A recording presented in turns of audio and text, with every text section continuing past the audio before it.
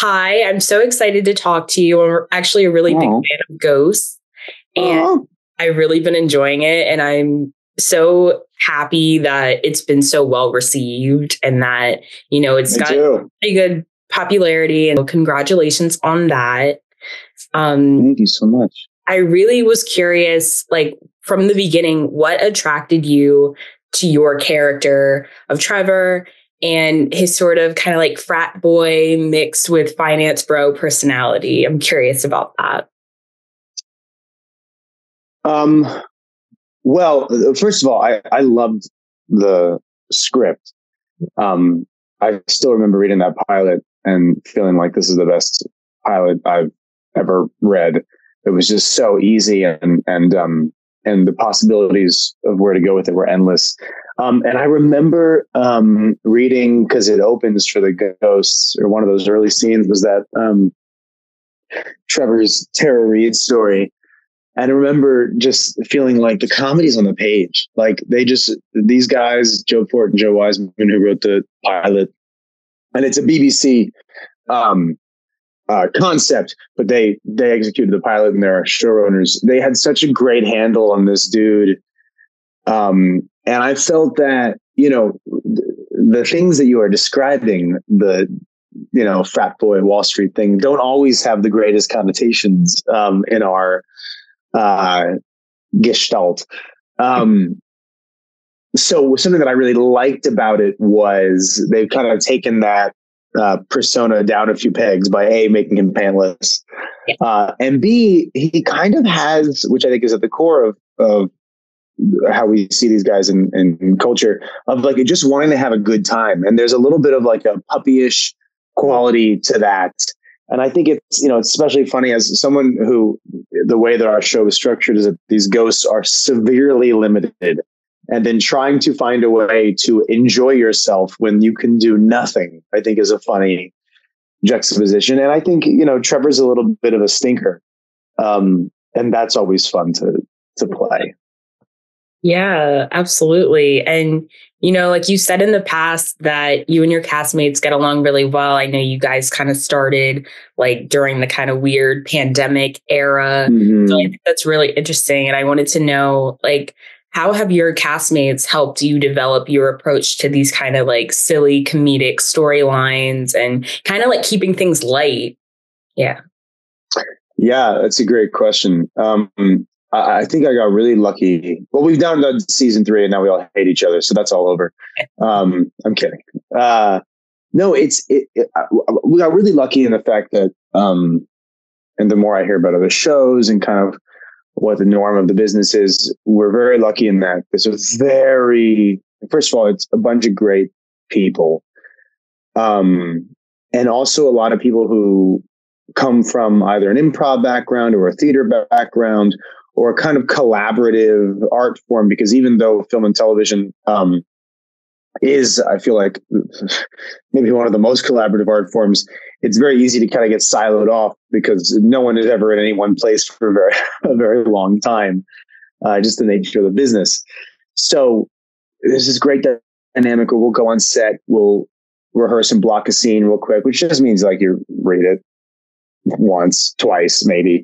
And then we all run back to our kind of holding area and everyone's like, all right, let's get to it. And we're finding different moments and different jokes and different things. And there's this old thing that as an actor, you should never give another actor notes, but this group, and you never should, I'm not condoning that, but this group, I'm constantly going up to people and vice versa, and being like, is this funny if I do this? Is this funny if I do that? So there's a great, like, you can call it collaboration, you can call it codependence, whatever you want to call it. There's a great kind of melding of minds, and a really safe environment that we've created for ourselves, and that we try to bring guest stars into.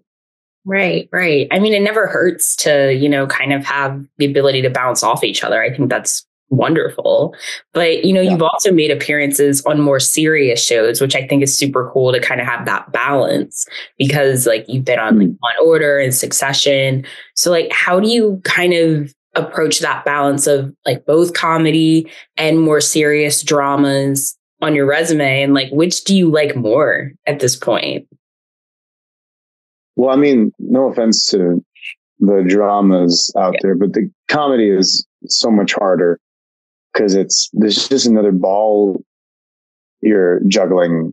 Because not only are you telling a story and trying to make it feel like it's spontaneous and unpredictable, but you got to hit jokes and set up jokes.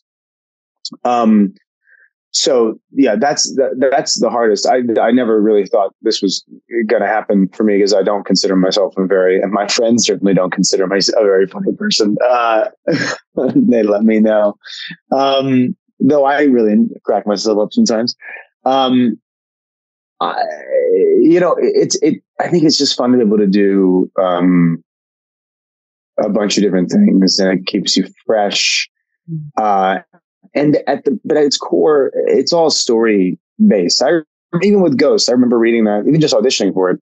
I remember reading that Tara Reid monologue and being like, oh man, this works. Like, this just really works. All I have to do is get out of the way and not try to put too much on it, because if I can just kind of let it move through me, it's gonna be funny.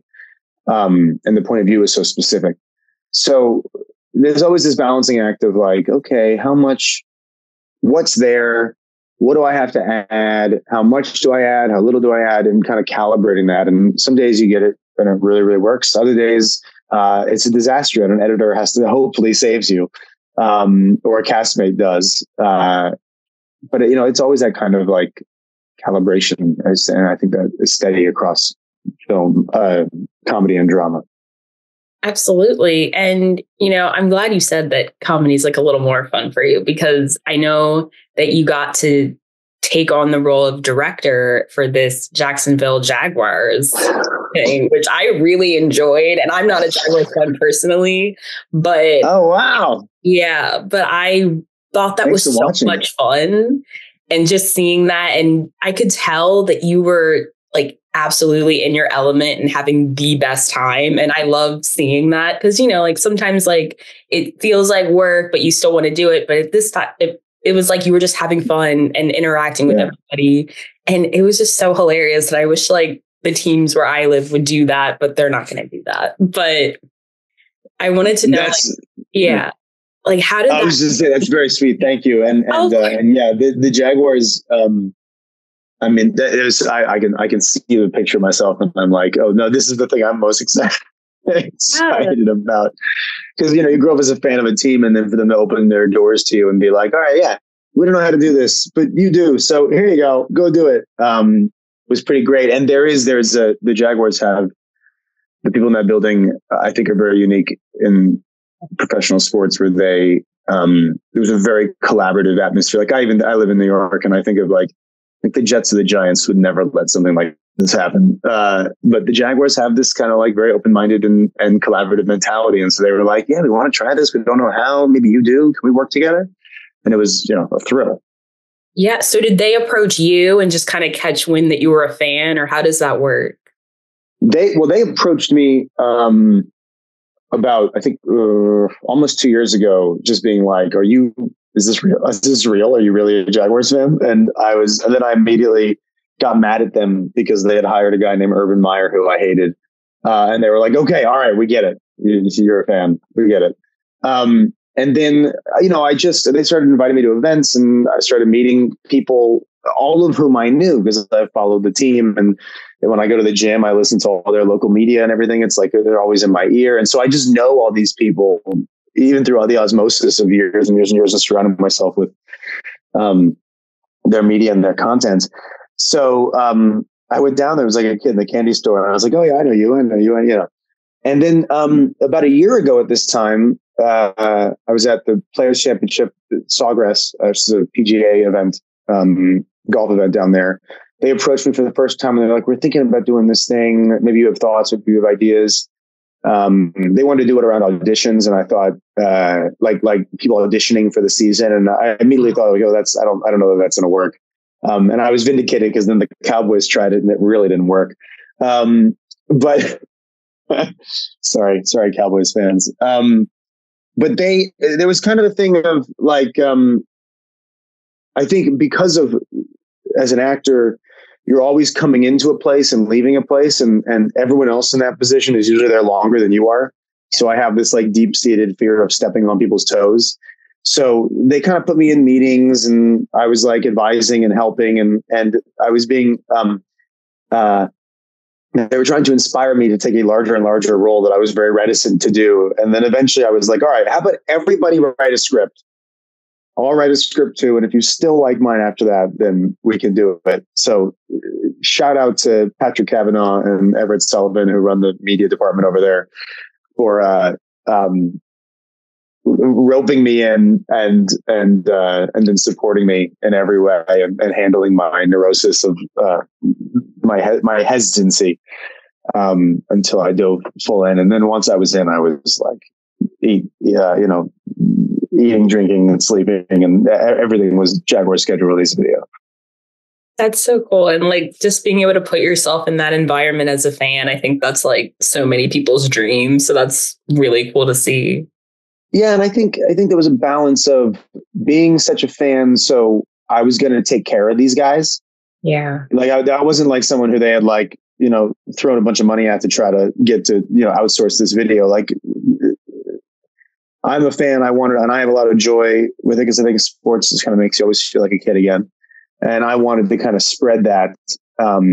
So it was a really nice collaboration. And they gave me a long leash, and I don't think I hung myself. So that's good. Yeah, that is good. But I also think that, taking on so many projects, especially that to me sounds like a passion project, which is really cool. But yeah. I thought it was amazing that you're an adjunct professor at Hunter College. And I always love when people that, are so far along in their career and they're doing so many amazing things, they still want to come back and talk to people who are still finding their way. And, like I am a theater minor at my university, and we have a few adjunct professors who are in the industry. So it's always cool to kind of talk to people who are in it now and see like their perspective. So I wanted to know, like, what inspired you to get into teaching, and what has been rewarding in that experience, and just kind of getting to work with those students? Oof, that's a big question. For me, I think it kind of started as, I think trying to have a career as an actor is a pretty daunting prospect. And so I think in addition to having a way to kind of survive financially, I wanted whatever I was going to do to survive financially be something that was still going to feed the goal, And so teaching seemed like, and I have a MFA from ACT in San Francisco. And so that set me up to be able to teach in certain areas. But when I was living in LA after graduation, I started teaching elementary school in South Central LA, which I have a lot of respect for teachers, because I felt very underqualified to do that. It's a hard job. And eventually, opportunities and door, a door leads to a door leads to a door. And I found my way to a place where I was able to teach acting and teach it at a college at Hunter. And so then it became this thing of, I think in order to teach, you need to, or at least I had to, really distill the thing that I was trying to get across to someone into a few like simple things that are always going to be true. Because I find that right before anyone is about to act, especially me, I become very dumb.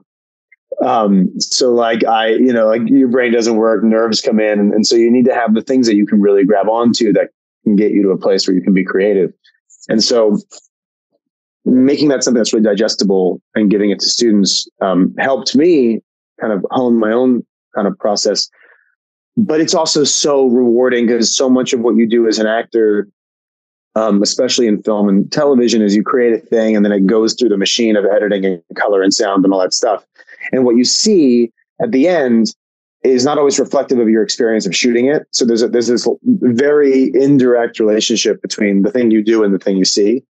With teaching, there's this incredibly direct relationship, because as I'm the same way I'm having a conversation with you right now, if you flash a look at me at any time and you're like, what are you talking about? Then I'm instantly with you and trying to respond and get an idea across. So I think teaching keeps you really present. It's a really thrilling thing to have any kind of impact on someone, especially if it's someone who wants to do what you're doing, and you know that you've made over the course of your career every mistake that someone could possibly make. So it's kind of thrilling to be like, hey, you don't have to walk like 3 miles down the road. Just take like 2 steps to your left and you'll get the same. Giving people the tricks that took me way too long to figure out was kind of thrilling. So are you helping to coordinate any student productions, or is there have you put together any projects with students, any kind of collaborations at all? I haven't done any at the Hunter Theater department. I haven't done any kind of shows or anything like that, but I did set up a thing that I love doing, and I would love to get back to doing at some point, which was a collaboration between the theater department and the film department at Hunter. And so it was a situation where all the actors and directors who would take this kind of workshop would walk out having made like 4 or 5 short films. And so it's just a very practical approach to this kind of stuff. I've been away shooting these last couple of seasons ago, so I haven't been able to go back and pick it up where we left off. But I think I believe it is still going. I hope it is. But yeah, I'd love to go back and do more of that, because that was the most thrilling thing, being able to cross-pollinate and collaborate between 2 different departments. Wonderful. Yeah. And I was reading about how you've also been teaching acting on Rikers Island, which I thought was really unique. And I feel like I never hear about people kind of finding ways to do positive things there and kind of connect with those people. And I really wondered, I'm sure that's been a really eye-opening experience for you.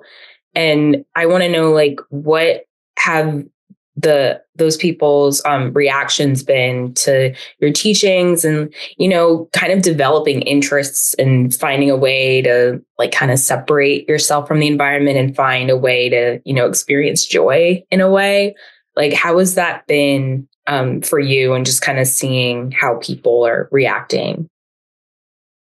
Yeah, well, Rikers was the thing that I did before I got the job at Hunter, and so a lot of what I ended up kind of seizing on as a teacher, Rikers helped me figure out helped me distill that stuff, because it had to be something that it could be very digestible and something that I could get across. So it's not, I think you want to get the material across quickly so that you can spend most of the time creating a relationship to that material, as opposed to just it being a math problem.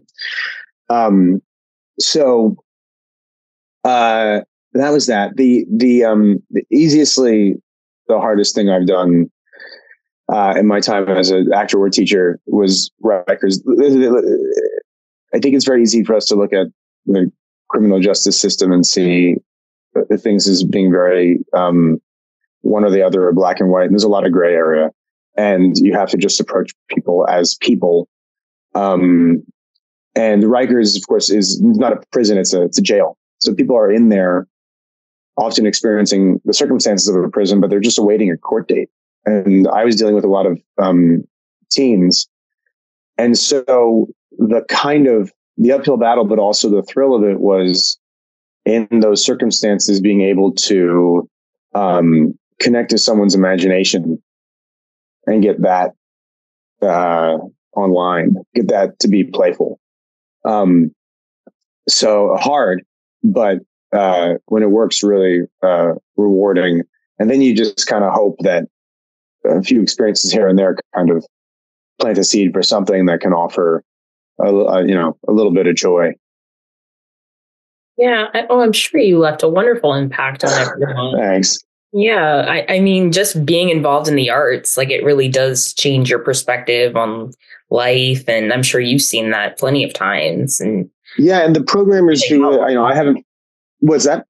Well, I was just saying it could really help a lot with socially and just kind of facing different problems. I think it helps us kind of compartmentalize a little bit. Don't you think? Yeah, absolutely. And I think that I don't know what the situation is now, because it's been a while since I was there. But the people who are running arts programs at Hunter There's a lot of people who do it, and it's really creative, dedicated people.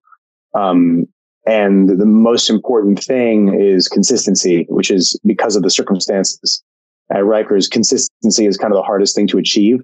So it takes a lot of effort to pull it off. And the people who do it and who still do it, I have a ton of respect for, because I think we need more of it.